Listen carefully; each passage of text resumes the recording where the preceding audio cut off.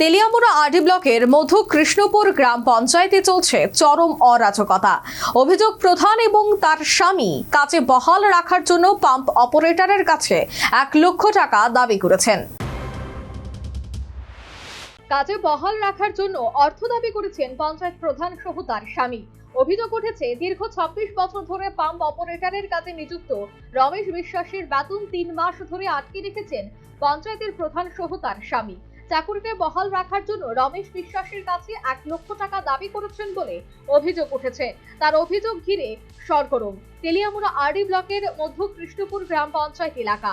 প্রবীণ pump operator Ramesh বিশ্বাস জানান, প্রধান অভিযোগ এনেছে তার বাড়িতে নাকি জল যায় না, সেজন্য বেতন আটকে রেখেছে। বৃদ্ধ অভিযোগ করে আরো বলেন, কাজ করতে গেলে আমাকে 1 লক্ষ টাকা দিতে হবে প্রধানকে।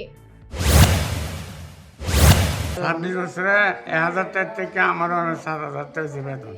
আমারও চলে গেলে তুমি বেশি চালাইতে না, তোমার যেমন দিত না সই, তুমি টাকা দিতে আমার 1 লাখ, না হলে তুমি বেতন পাইতে না।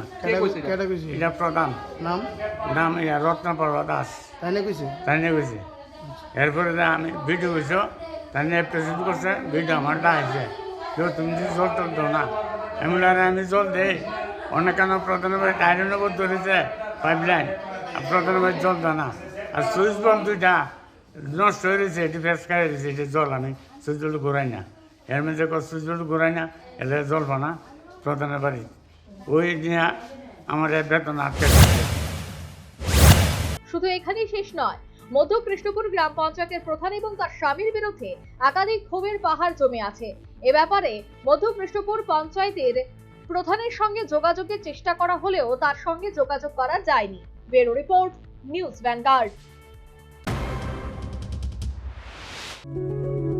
Step into a place full of new ideas and opportunities at Techno India University Tripura, where you learn, grow and build your future.